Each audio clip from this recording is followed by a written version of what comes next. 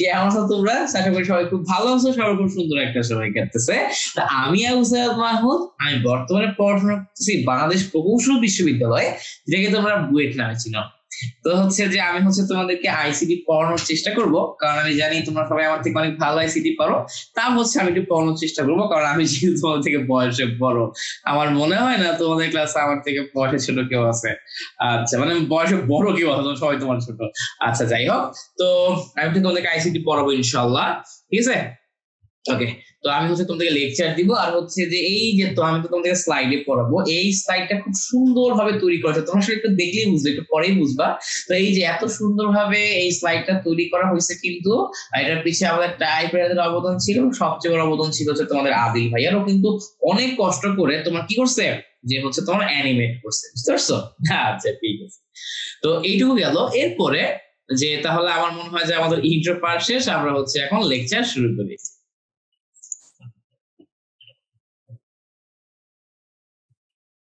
তো আচ্ছা, ঠিক আছে। তো এটা কি আছে, আমাদের বাংলাদেশের মানচিত্র, তাই না? আচ্ছা। তো এখন আমাদের হচ্ছে যে আমরা আমরা হচ্ছে পড়বো, কি পড়বো? এই যে তথ্য ও যোগাযোগ প্রযুক্তি এবং আমাদের বাংলাদেশ, এই অধ্যায়টা আমরা পড়ার চেষ্টা করবো, স্যার, ঠিক আছে? তো প্রথমে আমাদেরকে জানতে হবে এই যে তথ্য ও যোগাযোগ, এই সম্পর্কে আমাদেরকে জানতে হবে, ঠিক আছে? যে তথ্য ও যোগাযোগ প্রযুক্তি আসলে কি, আমরা এই সম্পর্কে জানবো আমাদের এই অধ্যায়ের একটা পার্টে। এবং আরেকটা পার্টে আমরা জানবো কি নিয়ে, আমরা বাংলাদেশ নিয়ে জানবো, ঠিক আছে? আচ্ছা। তো তাহলে চলো আমরা হচ্ছে শুরু করে দিই বিসমিল্লাহির রহমানির রহিম বলে। এই যে স্যার 21 শতক এবং তথ্য ও যোগাযোগ প্রযুক্তি। আচ্ছা, এখন কথা হলো ভাই, এই 21 শতক মানে কি? হ্যাঁ, আর কথা ভাই 21 শতক মানে কি নাকি? এটা মানে কি? হ্যাঁ, হ্যাঁ, 21 শতক মানে কি, তাই না? এখন তোমার প্রশ্ন হচ্ছে 21 শতক মানে কি। আচ্ছা, ঠিক আছে। তো তাহলে স্যার চলো আমরা দেখি 21 শতক মানে কি। পরীক্ষার জন্য খুবই ইম্পর্টেন্ট, মনে রাখবা স্যার, আমার 21 শতক মানে হলো এই যে স্যার 2001 সাল থেকে শুরু করে আমার 2100 সাল পর্যন্ত যে সময়কালটা, এটাকে আমরা কি বলবো? এটাকে আমরা বলবো হচ্ছে 21 শতক, ঠিক আছে? এটা কিন্তু আমার এমসিকিউর জন্য অনেক important, so note it down. আচ্ছা, দেন আরেকটা প্রশ্ন আসে যে এই যে আমাদের 21 শতক, 21 শতকের সম্পদ কি? মনে রাখবেন, আমাদের 21 শতকের সম্পদ কি? 21 শতকের সম্পদ কি টাকা পয়সা? না, টাকা পয়সা না। 21 শতকের সম্পদ হচ্ছে এই যে মানুষের জ্ঞান। কি বলছি? 21 শতকের সম্পদ হচ্ছে তোমার কি? মানুষের জ্ঞান। কি বুঝতে পারছো? আর পৃথিবীর সম্পদ কি? পৃথিবীর সম্পদ হচ্ছে সাধারণ মানুষ। এটা এমসিকিউর জন্য ইম্পর্টেন্ট। 21 শতকের সম্পদ হচ্ছে জ্ঞান, এবং আমার হচ্ছে যে পৃথিবীর সম্পদ হচ্ছে সাধারণ মানুষ। এই দেখো, 21 শতকের সম্পদ হলো জ্ঞান। খুব বড় করে বোল্ড করে লিখে দিই যাতে এমসিকিউ তে ভুল না হয়।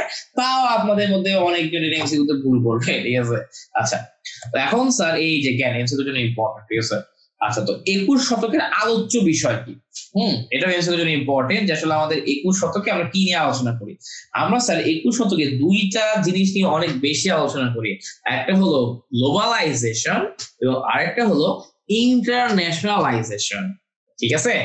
আচ্ছা, তো এখন এই দুইটা জিনিস কি, এইটা কিন্তু ডিটেইলস আমাদের সমাজ বইয়ে আছে, এবং আমি তোমাদেরকে একটা হোমওয়ার্ক টাইপও দিব, যে এই যে গ্লোবালাইজেশন এবং ইন্টারন্যাশনালাইজেশন, এই দুটোর মধ্যে পার্থক্য লিখো। যদি আইসিটি তে রিটেন থাকতো তাহলে আমি এই কথাটা অবশ্যই অবশ্যই অবশ্যই দিতাম। সমাজ পরীক্ষাতে তোমাদের কিন্তু এগুলো আসবে। আচ্ছা, তো আমি তোমাদেরকে একটু আইডিয়া দিই যে এই জিনিসগুলো কি, আসলে গ্লোবালাইজেশন কি। ধরো কথার কথা, তোমার ধরো যে একটা কাপড়ের ব্যবসা আছে, হ্যাঁ? তো তুমি কি করো, বাংলাদেশের লোকাল মার্কেটে কাপড়গুলো সেল করো। তো এখন তুমি হচ্ছে শুধু বাংলাদেশের মধ্যে সেল করতেছো। এখন যদি তুমি এটা শুধু বাংলাদেশের মধ্যে সেল না করে পৃথিবীর যে কোনো জায়গায় বিক্রি করতে পারতা, তাহলে কি হইতো? তোমার মার্কেটটা বড় হইতো, আমার হচ্ছে বাণিজ্য বাণিজ্য প্রসার হইতো। ধরো যে যদি আমার এরকম হতো, বাংলাদেশের মানুষজন পৃথিবীর যে কোনো জায়গায় ব্যবসা করতে পারতেছে, আবার আমেরিকা থেকে মানুষজন এসে বাংলাদেশে ব্যবসা করতে পারতেছে, আমার ধরো যে বাংলাদেশ থেকে মানুষ ইন্ডিয়া থেকে ব্যবসা করতে পারতেছে, ইংল্যান্ডে গিয়ে ব্যবসা করতে পারতেছে। এইরকম সিচুয়েশন যখন তৈরি হবে, ওটাকে আমরা কি বলবো? গ্লোবালাইজেশন। মানে সহজ কথায় আমাদের ট্রেড বিজনেস ব্যবসা বাণিজ্য বর্ডার বিহীন করে দেওয়া, পুরা পৃথিবীর সব জায়গাতে এই ব্যবসা বাণিজ্যের প্রসার করাটাকে আমরা কি বলি? গ্লোবালাইজেশন। এবং আমরা এই গ্লোবালাইজেশন প্রক্রিয়াটা আমাদের অর্জিত হবে ইন্টারন্যাশনালাইজেশনের মাধ্যমে। গ্লোবালাইজেশন এটার সাথে হচ্ছে ব্যবসা বাণিজ্য, টাকা পয়সা, ইকোনমিক্স, এইটা অনেক বেশি রিলেটেড। আর ইন্টারন্যাশনালাইজেশন এটার সাথে হচ্ছে কাইন্ড অফ ধরো তোমার হচ্ছে যে সম্পর্ক আর কি, এক দেশের সাথে আরেক দেশের হচ্ছে তোমার রিলেশনটা হচ্ছে রিলেটেড। হ্যাঁ, তুমি একটা জিনিস মনে রাখবা, সেটা হলো যে হইতেছে যে এটা বললামই, এটা হচ্ছে ইকোনমিক্স সাথে রিলেটেড, এবং এটা হচ্ছে কি আমার ধরো যে ইন্ডিভিজুয়াল বা মানুষের রিলেশনের সাথে রিলেটেড, এক দেশের সাথে আরেক দেশের রিলেশন কেমন। এবং আমি তোমাকে একটা ছোট উদাহরণ দিই, সেটা হলো যে গ্লোবালাইজেশন হচ্ছে যে সহজ হচ্ছে কাদের মাধ্যমে? এই যে আমাদের ধরো World Bank, World Trade Organization, যারা কিনা যে কোনো দেশে তুমি যাতে ব্যবসা করতে পারো ওগুলো নিশ্চিত করতেছে। তো ওরা হচ্ছে গ্লোবালাইজেশনে সাহায্য করতেছে। ইন্টারন্যাশনালাইজেশন কি? এটা মানে হলো বিভিন্ন দেশের মধ্যে সম্পর্ক ভালো করা। এখন দেখো, যখন তোমার বিভিন্ন দেশের মধ্যে সম্পর্ক ভালো হবে, তখনই তুমি কি করতে পারবা? ব্যবসা করতে পারবা, তাই না? ধরো আমি হচ্ছে যে আমার বাসায় ধরো একজন দাওয়াত খেতে আসছে, ঠিক আছে, গ্রামের বাসায়। তো সে আসবে, দাওয়াত খেয়ে চলে যাবে, শেষ। এখন তার সাথে যদি আমার সম্পর্ক ভালো হয়, তাহলে আমি তাকে বলতে পারি যে আচ্ছা, আমার পাশে তো একটা খালি জমি আছে, আমি চাইলে এখানে চাষবাস করতে পারি, তাই না? তো সম্পর্ক ভালো করতে পারে। সম্পর্ক ভালো হয়েছে কিভাবে? এই যে ইউরোপিয়ান ইউনিয়ন, এরপর ধরো ইকোনমিক কোঅপারেশন, হ্যাঁ, এরপর ধরো আমি তোমাকে বলতে পারি যে north American free trade agreement. তো এই জিনিসগুলো কি আমাদের গ্লোবালাইজেশনকে তোমার হইতেছে যে ইনহ্যান্স করছে, গ্লোবালাইজেশনটাকে হচ্ছে সফলতে সাহায্য করছে, ঠিক আছে? আচ্ছা, আসলে এই গ্লোবালাইজেশন এবং ইন্টারন্যাশনালাইজেশন নিয়ে অনেক পড়াশোনা আছে, বুঝছো? আমি জাস্ট কয়েকটা জিনিস বললাম। তোমাদের একটা জিনিস ভালো হয়েছে যে তোমাদের তো ইয়া নাই, কি বলে যে হচ্ছে রিটার্ন নাই, খালি এমসিকিউ। খালি একটু গিয়ে রাখো যে 21 শতকের আলোচ্য বিষয় হচ্ছে গ্লোবালাইজেশন এন্ড ইন্টারন্যাশনালাইজেশন, ঠিক আছে? আচ্ছা, গ্রেট। সো এমসিকিউ জন্য ইম্পর্টেন্ট। ওকে, তো এখন এরপর হচ্ছে যে এই যে আমাদের ধরো তোমার অষ্টাদশ শতাব্দী থেকে তোমার ধরো যে এই 49 শতাব্দী পর্যন্ত একটা চমৎকার জিনিস ঘটে। কি ঘটে জানো? এই অষ্টাদশ শতাব্দী থেকে 49 শতাব্দী পর্যন্ত শিল্প বিপ্লব ঘটে। কি বিপ্লব?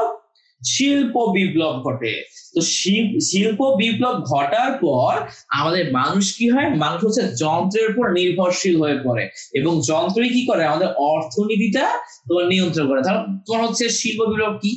ধরো কথার কথা যে ধরো তুমি হচ্ছে আগে ধরো চিপস বানাবা, হ্যাঁ, আলুর চিপস বানাবা, ওটা ধরো তুমি হচ্ছে আগে হাতে বানাইতা, এখন ধরো মেশিন দিয়ে বানাও। তুমি ওষুধ বানাবো, ওটাকে হাতে বানাইতে, এখন মেশিন দিয়ে বানাও। এই যে তুমি মেশিনের উপর নির্ভরশীল, কোনো কারণে মেশিন নষ্ট মানে কি তোমার পুরো প্রোডাকশন অফ। এই জিনিসটাকে স্যার আমরা কি বলতেছি? এটাকে আমরা বলতেছি শিল্প বিপ্লব। এবং এটা ঘটে কি অষ্টাদশ শতাব্দী থেকে 19 শতাব্দীর দিকে, ঠিক আছে? Very important for MCQ sir. আমি কিন্তু এমসিকিউ গুলো বলে দিব কোনগুলো এমসিকিউ জন্য ইম্পর্টেন্ট। হ্যাঁ, এই যে স্যার তোমার কি হয়, এই দেখো, দেখছো মেশিন আর মেশিন, তাই না? আমার হচ্ছে যে এই যে অষ্টাদশ থেকে 19 শতাব্দীতে শিল্প বিপ্লবের পর মানুষ যন্ত্রের উপর নির্ভর করে পৃথিবীর অর্থনীতি নিয়ন্ত্রণ করেছে। মানে ধরো যে যেসব দেশের কাছে যত ভালো ভালো যন্ত্র আছে, ওরা অর্থনীতিতে তত বেশি উন্নত, ঠিক আছে?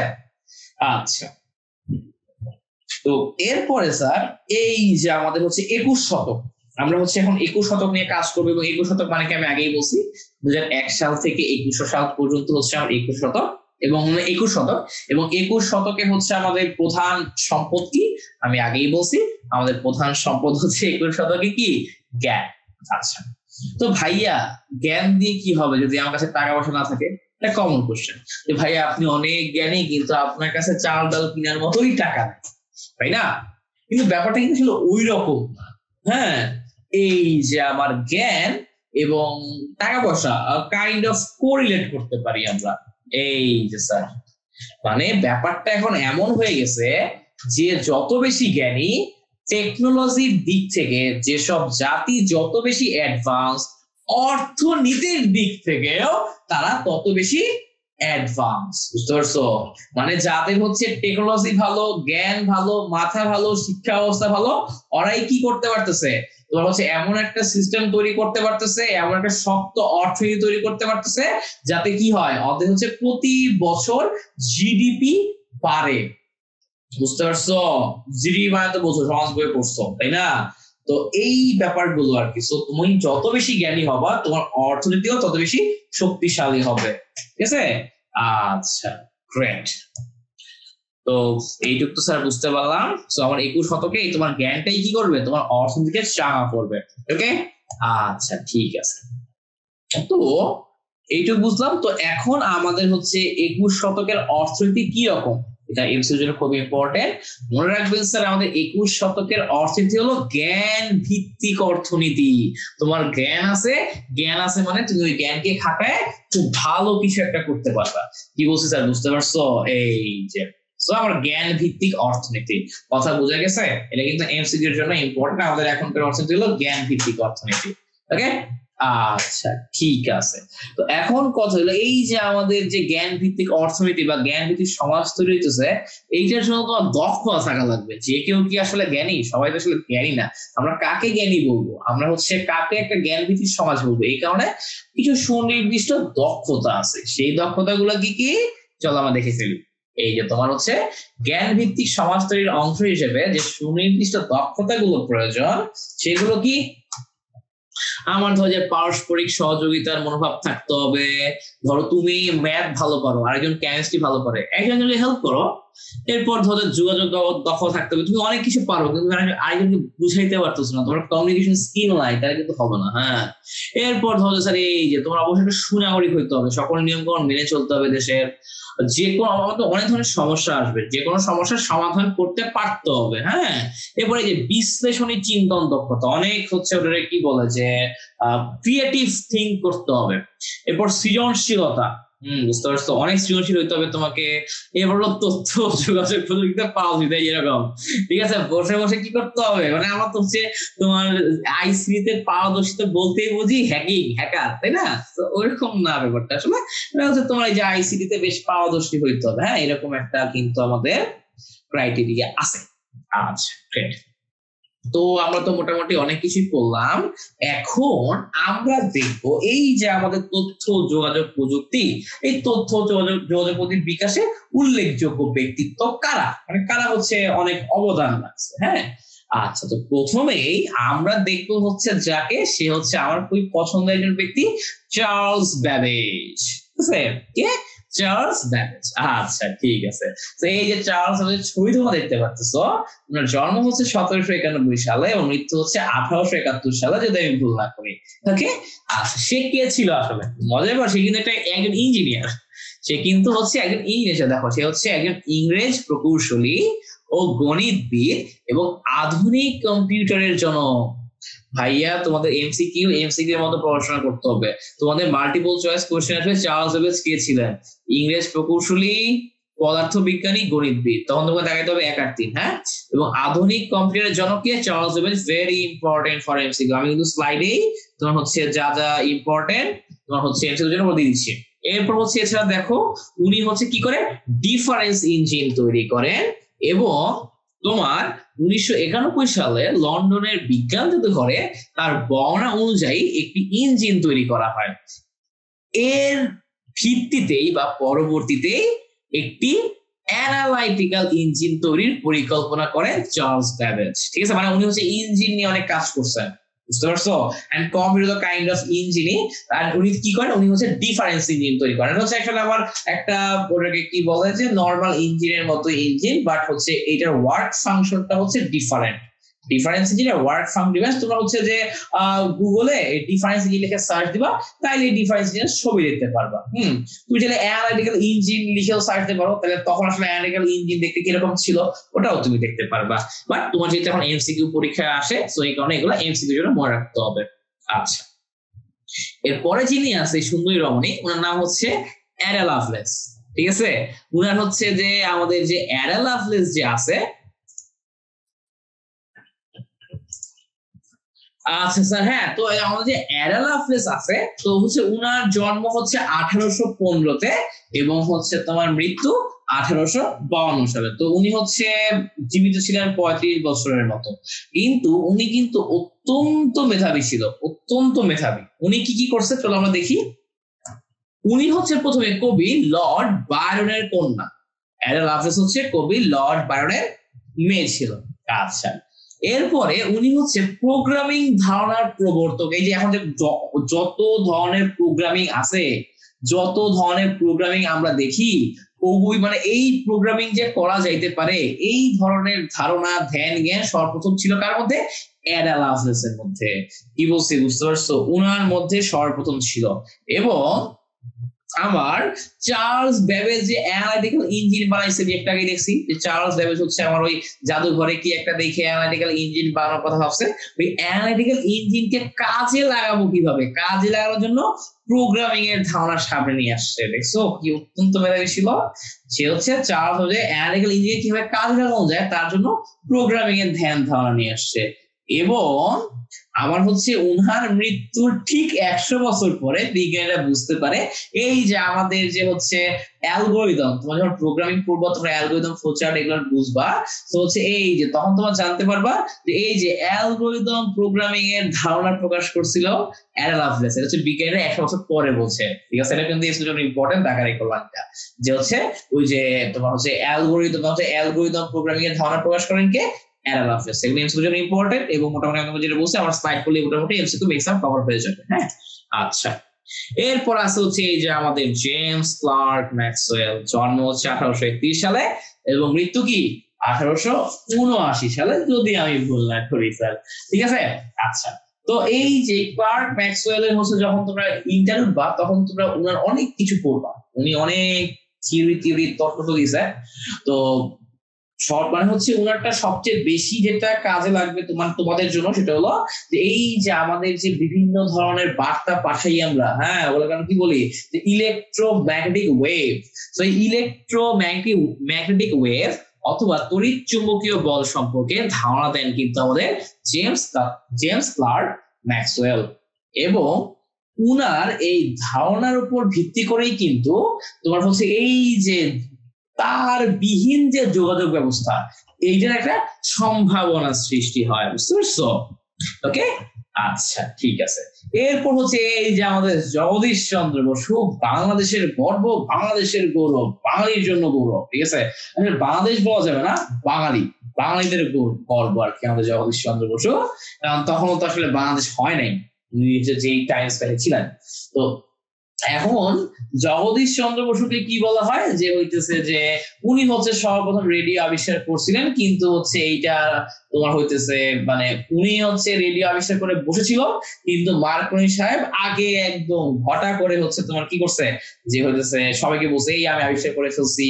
এখন ধরো যে তুমি একটা সূত্র আবিষ্কার করছো ধরো 1 বছর আগে, তোমার একটা বন্ধু কেবল আজকে আবিষ্কার করলো, ও ধর সবার প্রথমে সবাইকে বলছে আমি এটা আবিষ্কার করছি, এই সেই এরকম এরকম এরকম। তো তাহলে সবার কাছে যে আগে প্রকাশ করে মানুষ মনে করে ওই মেবি আবিষ্কার। হ্যাঁ, তো এইখানে আসলে ব্যাপারটা ওরকম হয়েছিল। তো এইখানে একটা জিনিস মনে রাখবা যে আমার জগদীশ চন্দ্র বসু বিনা তারে এক স্থান থেকে অন্য স্থানে বার্তা প্রেরণে সর্বপ্রথম সফল হন। আগেই বলি আমার জগদীশ চন্দ্র বসু সর্বপ্রথম সফল হন, কিন্তু জগদীশ চন্দ্র বসু কিন্তু সর্বপ্রথম স্বীকৃত ব্যক্তি না। আমার সর্বপ্রথম বেতার তরঙ্গের জন্য স্বীকৃত ব্যক্তি, আই রিপিট, স্বীকৃত ব্যক্তি হচ্ছে মার্কনি। সর্বপ্রথম স্বীকৃত ব্যক্তি হচ্ছে মার্কনি এবং সর্বপ্রথম সফল হয় হচ্ছে জগদীশ চন্দ্র বসু। তো এই জিনিসটা কিন্তু স্যার তোমার কি এমসিকিউর জন্য ইম্পর্টেন্ট, যে সফল হয় জগদীশ চন্দ্র বসু এবং হচ্ছে আমার স্বীকৃতি পায় কে? মার্কনি। আর উনি হচ্ছে যে 1895 সালে তোমার অতি ক্ষুদ্র তরঙ্গ ব্যবহার করে একই স্থান থেকে অন্য স্থানে তথ্য প্রেরণে সক্ষম হয়েছিল। ঠিক আছে, আচ্ছা। এন্ড আমি এটার সাথে মার্কনি সাহেব, তো আমাদের মার্কনি সাহেবের কথা কি বলছি, এই যে বেতার যন্ত্রের আবিষ্কারক এবং উনি হচ্ছে সার্বজনীন স্বীকৃত এই যে এক স্থান থেকে অন্য স্থানে বার্তা প্রেরণে সর্বপ্রথম সার্বজনীন স্বীকৃত। ঠিক আছে, আমাকে যদি স্বীকৃত বলে তাহলে কিন্তু কে? মার্কনি। এবং সফল হয় সর্বপ্রথম কে? আমাদের জগদীশ চন্দ্র বসু। এটা কিন্তু স্যার ভুল করিও না, ঠিক আছে? আচ্ছা ঠিক আছে, এইটা গেল। এরপর দেখো কে আছে, এটা হচ্ছে আমাদের রেমন্ড স্যামুয়েল টমলিনসন। ঠিক আছে, টমলিনসন কি করে, এটা হচ্ছে তোমরা আসলে যখন কলেজে উঠবে আসলে খুব ভালো মতো বুঝতে পারবা যে হচ্ছে যে আমার ইন্টারনেট প্রোটোকল, এই ইন্টারনেট প্রোটোকল ব্যবহার করে আমাকে আরপানেট, এই আরপানেট নিয়ে কাজ করে কে, এই যে আমাদের তোমার হচ্ছে যে স্যামুয়েল সাহেব। ঠিক আছে, তো 1971 সালে যখন বাংলাদেশ স্বাধীন হয়, 1971 সালে আরপানেটে ইলেকট্রনিক মাধ্যমে পত্রালাপের সূচনা করেন, যাকে আমরা ইমেইল নামে চিনি। উনি হচ্ছে সর্বপ্রথম এই যে এরকম ইমেইল পাঠানো যায় কিনা ওরকম হচ্ছে একটা চিন্তা ভাবনা আমাদের হচ্ছে স্যামুয়েল সাহেবের মধ্যে ছিল। এবং অনেকে যে বলবে আরপানেট কি জিনিস, আরপানেট হলো আসলে এক ধরনের ইন্টারনেট প্রোটোকল, বুঝছো? আচ্ছা, তো হচ্ছে আসলে যারা মানে এগুলো টেকনিক্যাল টার্ম, তো আসলে এগুলো অনেক বিস্তারিত জানতে হবে, ব্যাখ্যামূলক জানতে হয়। তো তোমার যখন কলেজে পড়বো তখন এগুলো মোটামুটি জানতে পারবো অধ্যায় 4-এ। আচ্ছা ঠিক আছে, তো এরপরে এই যে ইমেইল সিস্টেম সর্বপ্রথম চালু করে কে, এই যে আমাদের স্যামুয়েল সাহেব, বুঝতে পারছো? এর জন্য ইম্পর্টেন্ট, নোট ইট ডাউন। আচ্ছা, এরপর তো তোমরা তো অনেকেই আমাদের ওস্তাদকে চিনো, স্টিভ জবস। ঠিক আছে, স্টিভ জবস হচ্ছে আমাদের কয়েকদিন আগে সবচেয়ে ধনী ছিল, এখন আমরা 2 নম্বর না 3 নম্বর আছে। এখন তো ফার্স্টে চলে আসছে কে, নাম ভুলে গেলাম, রকেট ব্যাচেছে। আচ্ছা, ওই যে এলন মাস্ক। হ্যাঁ, আচ্ছা যাই হোক, আমি ছোটবেলা থেকে বিল গেটস দেখে আসি, কিন্তু এখন বিল গেটস হচ্ছে যে অনেক বেশি নেমে গেছে। আচ্ছা যাই হোক, হ্যাঁ, কে ফার্স্ট কে সেকেন্ড আমার কি আসে যায়, তাই না? আচ্ছা, তো কথা হলো স্যার এই যে আমাদের স্টিভ জবস, হ্যাঁ, এরপরে হচ্ছে স্যার এই যে দেখো আমাদের কি আছে, স্টিভ জজনিয়া। হ্যাঁ, এরপরে এই ব্যক্তিটাকে রোনাল্ড ওয়েনেস। হ্যাঁ, এরা কয়েকজন মিলে কি করে, এরা কয়েকজন মিলে এই যে অ্যাপল কোম্পানি, অ্যাপল কম্পিউটার নামে প্রতিষ্ঠান চালু করেন। ওনারা 3 জন, স্টিভ জবস, স্টিভ জসনিয়াক এবং রোনাল্ড ওয়েনে। 1976 সালের 1 এপ্রিল অ্যাপল কম্পিউটার নামে একটি প্রতিষ্ঠান চালু করেন। কি বলছে স্যার, বুঝতে পারছো? ওকে, আচ্ছা, এরপর তো আমাদের দাদুকে তো সবাই চিনো, এই দাদুকে তো চিনা দেওয়ার কিছু নাই, তাই না? আমাদের বিল গেটস স্যার। এই যে বিল গেটস কি মাইক্রোসফটের প্রতিষ্ঠাতা। আমি তো মাইক্রোসফট উইন্ডোজ 10 চালাই, তুমিও তো মাইক্রোসফটই চালাও, তাই না? উইন্ডোজই চালাও। আচ্ছা, এন্ড এছাড়া হচ্ছে এই যে এমএস ডস এবং উইন্ডোজ অপারেটিং সিস্টেম প্রস্তুত করেন। ঠিক আছে, এই যে উইন্ডোজ অপারেটিং সিস্টেম আসলে কেমনে কাজ করে বা এমএস ডস কি জিনিস, এগুলো স্যার হচ্ছে তোমার ওই যে উপরের ক্লাস, এখন বললে কিছুই বুঝবা না। ঠিক আছে, আচ্ছা, এরপর ধরো এই যে আমাদের এখন যে আছে উনি হচ্ছে টিম বার্নার্স লি। তোমার এই যে টিম বার্নার্স লি, তো উনি হচ্ছে তোমার যে ওই যে এইচটিএমএল, হ্যাঁ, আমাদের হচ্ছে তোমার উনি হচ্ছে এইচটিএমএল, সর্বপ্রথম এইচটিএমএল আবিষ্কার করছে। উনি হচ্ছে ওয়ার্ল্ড ওয়াইড ওয়েবের জনক।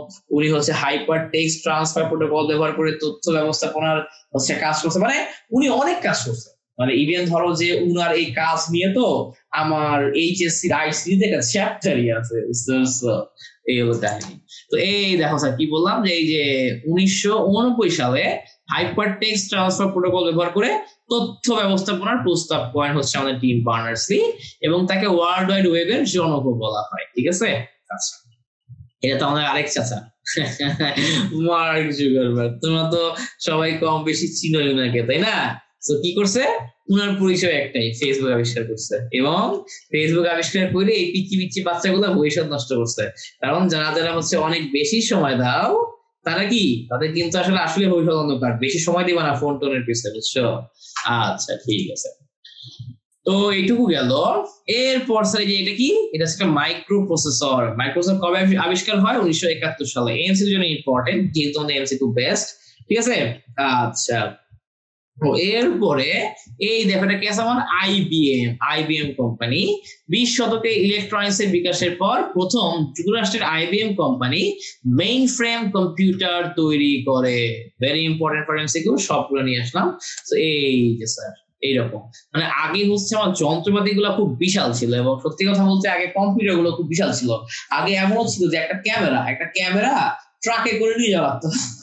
একটা ক্যামেরা ট্রাকে করে নিয়ে যাওয়া লাগতো, আর এখন এমন দিন হয়ে গেছে যে পকেটে নিয়ে ঘোরা যায়। কি বুঝতে পারছো? যে মানে আগের মেশিন গুলো খুব বিশাল বিশাল ছিল, এখন মেশিন গুলোর সাইজ খুব কমে আসতেছে এবং আরো ছোট করার প্ল্যান চলতেছে। বুঝতে পারছো মেশিন গুলো আর কি। তো যাই হোক, তো হচ্ছে যে স্যার আমাদের তাহলে এইটুকু বুঝলাম।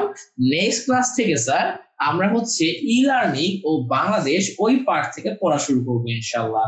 ঠিক আছে? তো ততদিন পর্যন্ত সবাই ভালো থাকো, সুস্থ থাকো, সবাইকে আল্লাহ হাফেজ, টাটা।